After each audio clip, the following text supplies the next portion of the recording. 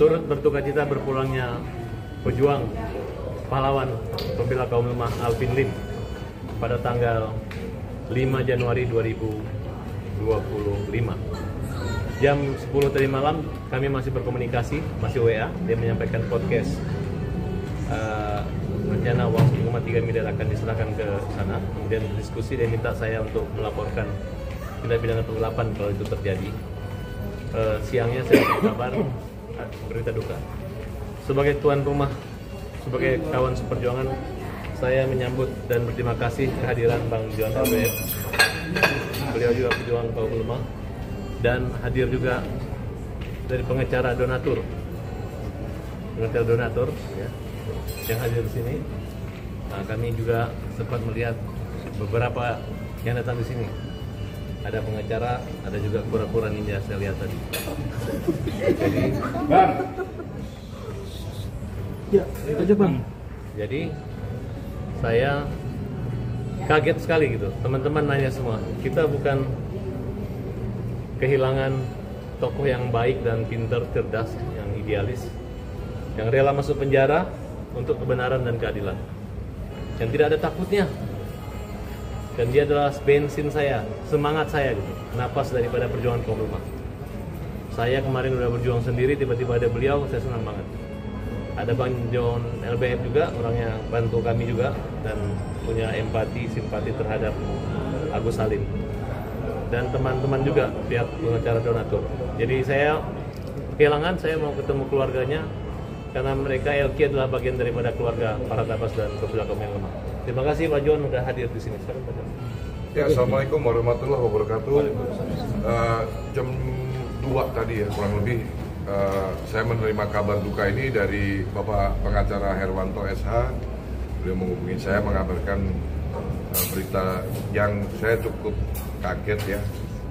Belum lama ini juga komunikasi sama saya, Pak Alvin Lim mengajak saya untuk, saya sudah bagikan juga chatnya di Instagram saya, menghubungi saya untuk pengen ketemu sama Pak Herwanto, makan siang bareng biar hawanya sejuk. Beberapa saat ini memang saya lihat aktivitas Pak Alvin Lim lebih banyak.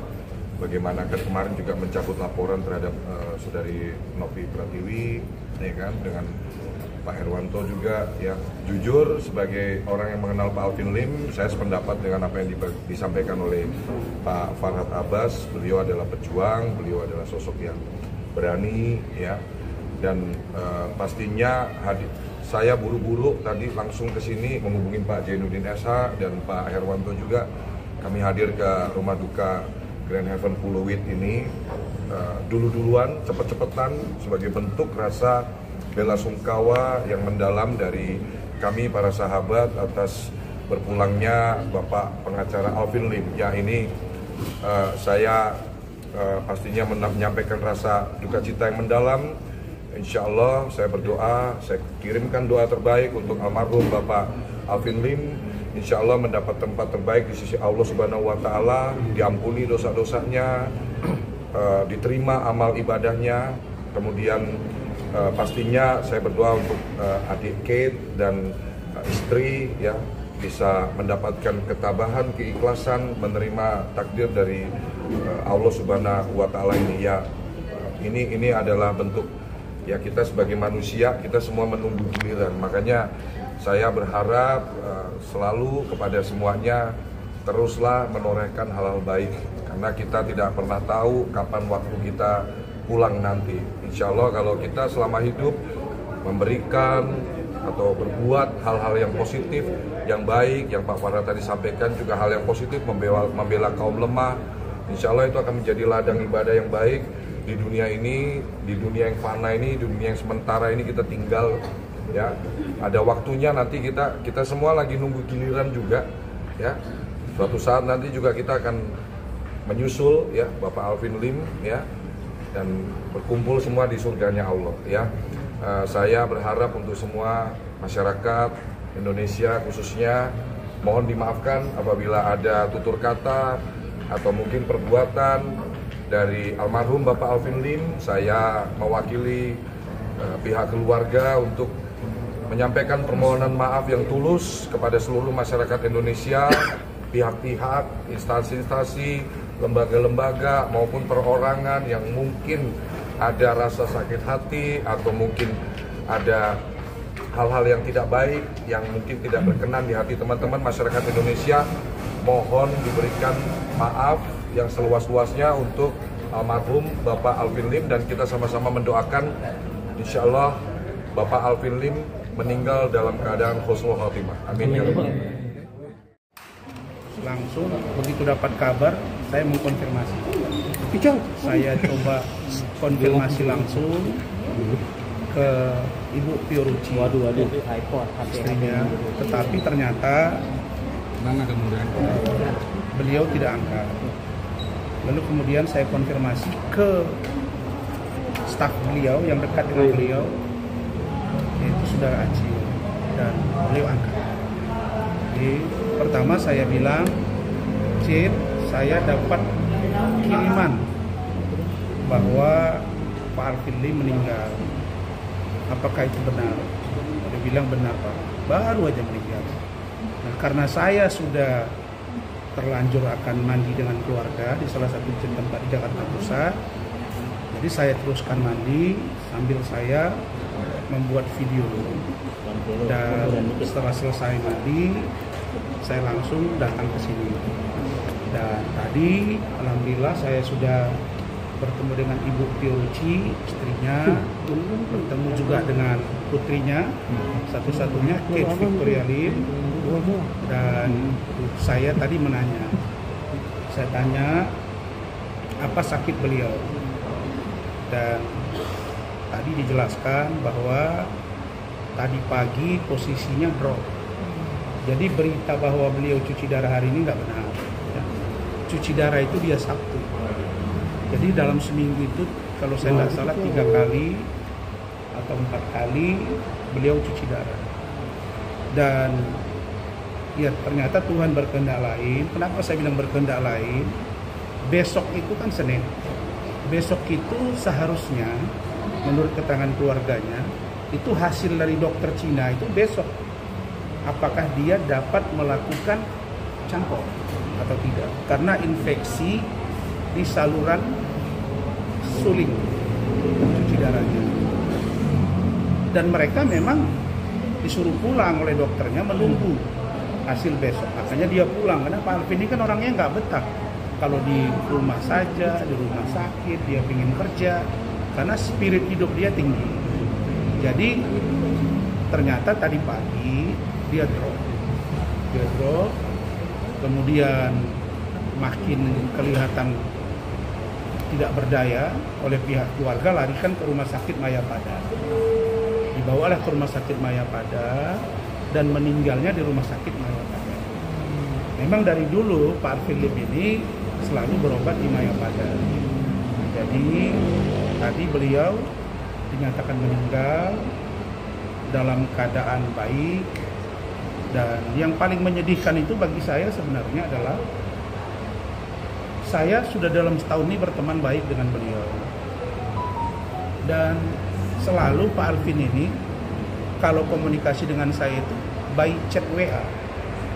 Tapi 2 minggu terakhir dalam seminggu bisa 3-4 kali beliau telepon saya. Telepon saya berdiskusi tentang kasus yang ditangani dan yang sedang dilaporkan oleh dia. Nah, lalu kemudian saya kasih masukan, bahkan pertama kali beliau bilang, Bang, aku baru nyampe di Indonesia ini. Dan tolong Bang ya, supaya kasus yang beliau panggil saya saudara, saudaraku, saya panggil juga saudaraku, kadang dia panggil abang, panggil bapak. Dia bilang, saudaraku, tolong ya, kasus yang sedang saya laporkan ditindaklanjuti. Dan kalau nanti ada perdamaian, itulah yang saya mau. Dia bilang pesan ke saya, ini saya buka saja, Bang, tolong hubungi Pak Herwanto. Saya ingin berbaikan dengan beliau. Tolong hubungi Novi. Saya ingin berbaikan dengan beliau. Tolong hubungi Pak Irjen Pol Titi Sitohang. Saya ingin berbaikan. Itu semua dia sampaikan. Dan itu saya teruskan. Boleh kalian tanya Bang Riki, saya telepon 1, 2 bahkan sampai 3 kali mengajak Bang Riki duduk. Dan sudah kita agendakan ini Senin, dalam minggu ini akan duduk. Nah, Herwanto juga ada di situ. Nah, jadi Adinda Herwanto juga saya telepon, Adinda, kita duduk ya dengan Pak Alvin Lim. Oh siap Bang. Jadi ini sudah semuanya menyatakan bersedia. Pak Alvin Lim pun dia dengan senang. Oke Bang, kalau bisa secepatnya. Nah kemudian juga Bang Riki juga. Nah ini Bang Riki juga akan datang ke sini. Kemudian Herwanto juga datang. Nah Novi juga sudah kita komunikasikan. Nah ternyata Tuhan berkehendak lain. Besok seharusnya saya, Pak Alvin Lim, Bang Togar Situmorang, kemudian Bang Andar Situmorang, kami akan preskon. Sudah diagendakan di apartemen beliau. Setelah itu akan bareng-bareng ke Mabes Polri. Tetapi karena faktanya begini, tentulah kita berduka dan nanti kita akan lihat tindak lanjutnya.